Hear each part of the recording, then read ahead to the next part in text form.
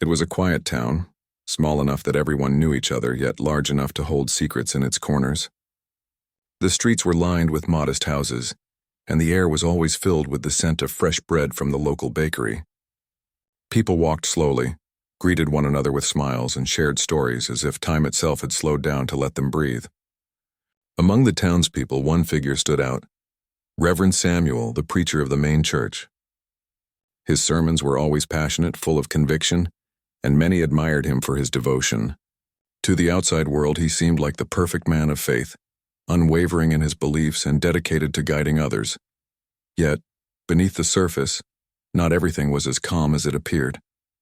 Samuel had always been ambitious, though he rarely admitted it. His desire to inspire people sometimes bordered on controlling them, and he had grown used to the attention and respect his position brought. People looked up to him, and he liked that. But ambition, as he would soon discover, could be a double-edged sword. Among the congregation was a woman named Clara. She was gentle, thoughtful, and always willing to help others. She admired Samuel not for his position but for his words. His sermons often spoke of kindness, honesty, and strength, and she tried to live by those ideals. Over the years, she had come to trust him deeply, believing that his guidance came from a place of wisdom and integrity. She was not the only one.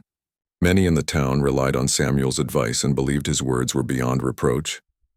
One evening, after a particularly long service, Samuel invited Clara to his office in the church. The office was small but neat, with shelves of books and a large wooden desk. The windows were open, letting in the cool evening breeze, and the soft glow of a lamp filled the room. Clara sat down expecting a conversation about a community project or a new initiative in the church. Samuel, however, had a different plan. He spoke at length about faith and responsibility, praising Clara for her dedication to the church. His words were smooth, confident, and persuasive. At first, she felt proud, thinking that her efforts had been recognized. But as the conversation continued, Clara noticed a change in Samuel's tone.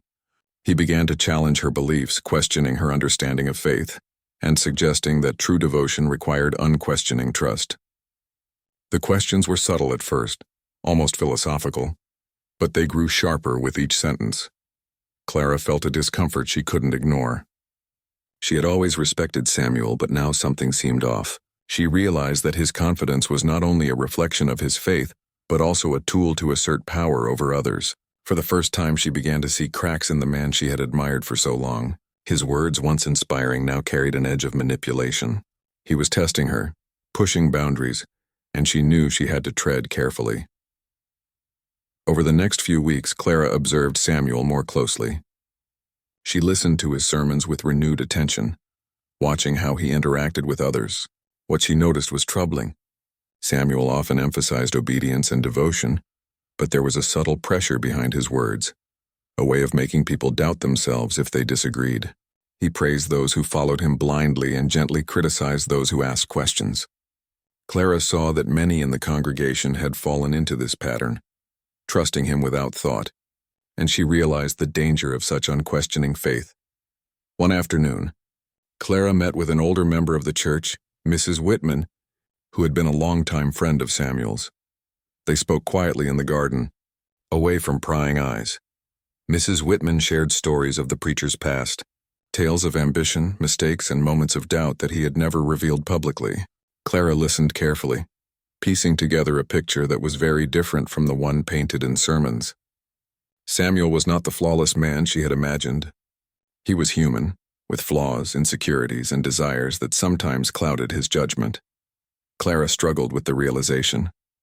She still respected the ideals Samuel spoke about, but she could no longer separate the message from the man. Faith, she understood, was meant to guide people, not control them. The preacher she had admired was losing his way, and in doing so, he risked leading others astray. She began to see that true belief was not about blind obedience, but about understanding, questioning, and making thoughtful choices. Meanwhile, Samuel continued his routine, unaware that Clara had started to see through the facade. He preached as usual, spoke with authority, and received admiration from the town. Yet deep down, a sense of emptiness was beginning to grow. His carefully constructed image of faith was starting to crumble under the weight of his own doubts. He had convinced himself of his righteousness for so long that he had never faced the truth of his own weaknesses. It was a slow, almost imperceptible shift. Samuel began to notice small inconsistencies in his own thoughts. The words he preached no longer felt fully true to him. He found himself hesitating during sermons, questioning passages he had once delivered with certainty. At night, he would sit alone in the empty church, staring at the rows of benches, thinking about the people who trusted him. The realization was painful. The faith he had projected to the world was not as solid as he had believed.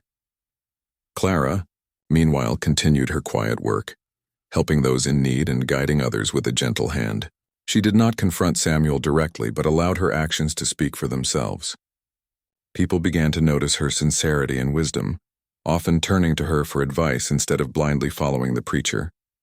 Her calm, steady presence became a beacon of reason and kindness in the town, showing that faith could exist without fear, control, or manipulation. One evening, after weeks of reflection, Samuel finally confronted his own beliefs. He realized that he had relied on authority to validate himself, rather than genuine understanding.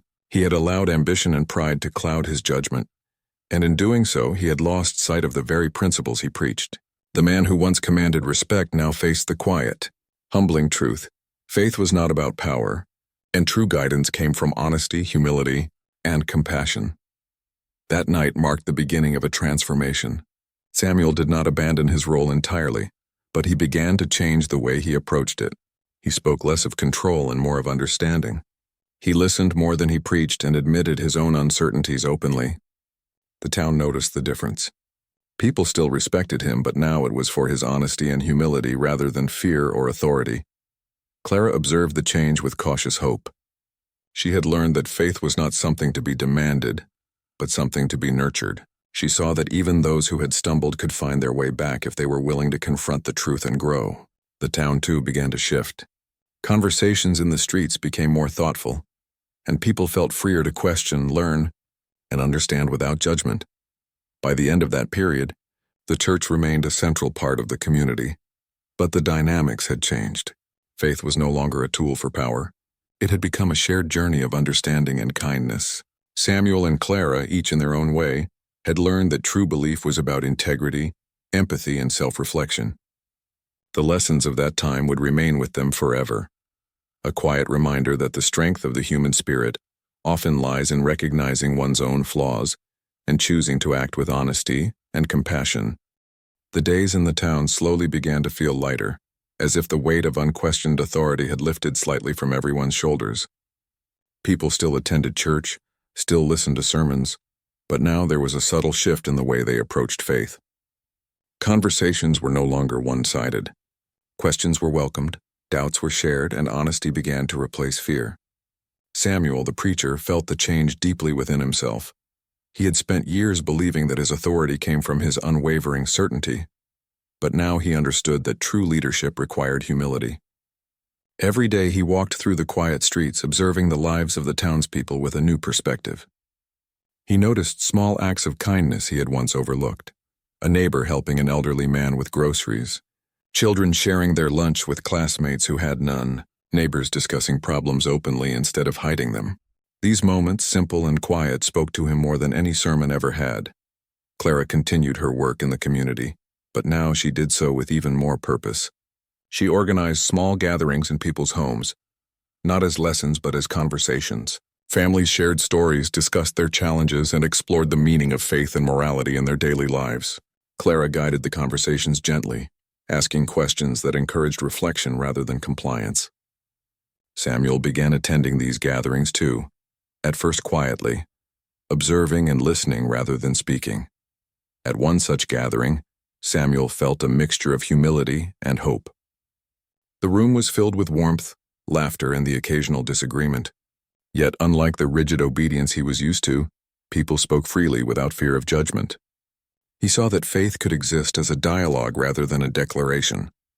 Clara noticed Samuel sitting in the corner, watching and listening with a seriousness she had not seen before. She smiled softly, sensing that change had begun in him, deep and sincere. Slowly, Samuel began to share his own experiences during these gatherings. He spoke about his doubts, his past mistakes, and the moments when his ambition had clouded his judgment. At first, it was uncomfortable for him to be so vulnerable. The townspeople, however, responded with empathy and understanding, not criticism. They listened, they asked questions, and they encouraged him to reflect even further. Through this openness, Samuel realized that vulnerability was not weakness. It was a bridge to genuine connection. As the months passed, Samuel made significant changes in the way he led the church. Sermons became discussions, filled with examples from everyday life rather than abstract doctrine. He encouraged the congregation to think critically, to question and to seek understanding rather than blindly follow authority. People began to engage more actively, sharing their experiences and learning from one another. The church became a place of dialogue and growth rather than hierarchy and control. One afternoon, Samuel organized a community project that involved everyone in the town. Together, they worked to restore the small park near the town square, planting flowers, repairing benches, and cleaning pathways. Samuel worked alongside the townspeople side by side with Clara, feeling a sense of unity he had never experienced before. The project was more than physical labor. It was symbolic of the new approach to faith and community he was fostering. It represented honesty, collaboration, and the shared responsibility of caring for one another. During this time, Clara and Samuel developed a deep, mutual respect. Clara admired Samuel's willingness to confront his mistakes and grow, while Samuel appreciated Clara's wisdom, patience, and courage. She had been a guiding light, showing him that true leadership came from humility and service rather than control. Their interactions were marked by sincerity, encouragement, and quiet mentorship, and the townspeople began to notice the harmony between them. The transformation in Samuel was not without struggle. There were moments of doubt, times when he questioned whether he could truly leave behind the old ways. Sometimes old habits crept back and he found himself slipping into patterns of control or pride. But each time he recognized the behavior and corrected it. He learned that growth was a continuous process, and that patience with oneself was as important as patience with others. Clara, too, faced challenges. Not everyone in the town was ready to embrace change. Some elders, long accustomed to rigid structure, resisted the new approach. They questioned Samuel's methods and wondered whether faith without strict authority could truly sustain the community. Clara listened to their concerns carefully, acknowledging their fears while gently encouraging them to see the benefits of openness, dialogue, and compassion. Over time, even the most skeptical began to observe the positive effects of change, and slowly their resistance softened. One day, Samuel decided to address the congregation about the journey they had all undertaken. He stood before them, not as an unquestioned authority, but as a fellow human being seeking understanding. He spoke honestly about his past mistakes, his doubts, and the lessons he had learned. He shared stories of humility, of observing kindness in unexpected places, and of the strength found in honesty and empathy. The congregation listened intently, many moved to tears by his sincerity. It was a moment of connection unlike anything they had experienced before. The town itself began to flourish in new ways. People collaborated on projects, supported each other in times of need, and shared knowledge freely. The local school benefited from volunteers who helped children with learning, and the marketplace became a place of fair trade and cooperation. Even those who had once felt disconnected from the church began to participate, finding a community built not on fear or obligation but on trust, respect, and shared purpose. Samuel found personal peace in his transformation. No longer burdened by the need to appear flawless, he embraced the imperfect nature of humanity, both in himself and in others. He spent quiet mornings walking through the town, reflecting on the lessons of the past, and evenings discussing life and faith with Clara and other community members. His sense of purpose had shifted from controlling or impressing others to guiding, serving, and learning alongside them. Clara continued to shine as a quiet leader, respected not for authority but for integrity, wisdom, and compassion. She helped people navigate their own doubts and challenges, offering guidance without judgment. Her influence spread naturally, creating a ripple effect that strengthened the bonds of the entire community. Together, she and Samuel embodied a new kind of faith, one rooted in understanding, honesty, and mutual respect. In time, the town became known for its sense of unity, kindness, and thoughtfulness. Visitors often remarked on the warmth of the people, and the spirit of cooperation that seemed to permeate every corner. Samuel's church, once a symbol of rigid authority, had become a place of learning, dialogue, and shared growth. Faith, the townspeople realized, was not a set of strict rules to be followed blindly. It was a living practice of reflection, kindness, and connection. The transformation of both Samuel and the town left a lasting impact. People learned to listen, to ask questions, and to support one another. Samuel had regained his sense of purpose. Clara had strengthened her role as a guiding presence, and the community had discovered a new way to live and believe together. The lessons they had learned about humility, integrity, and empathy would remain with them for generations, quietly shaping the town's character and values. Looking back, Samuel understood that the journey had been difficult but necessary. Losing the false sense of control, confronting his flaws, and embracing genuine understanding had not only restored his faith but had also deepened it. Faith, he realized, was not about perfection or authority. It was about connection, growth, and the courage to face the truth with honesty and compassion. And with Clara by his side and the town walking the same path, he knew that they had created something lasting, something far greater than the sum of their individual efforts. Through patience, reflection, and the willingness to change, the town discovered that even the deepest doubts and mistakes could lead to renewal. Samuel, Clara, and the people of the town had learned that true strength lay in humility, that real faith required understanding, and that genuine leadership meant guiding others with empathy and sincerity.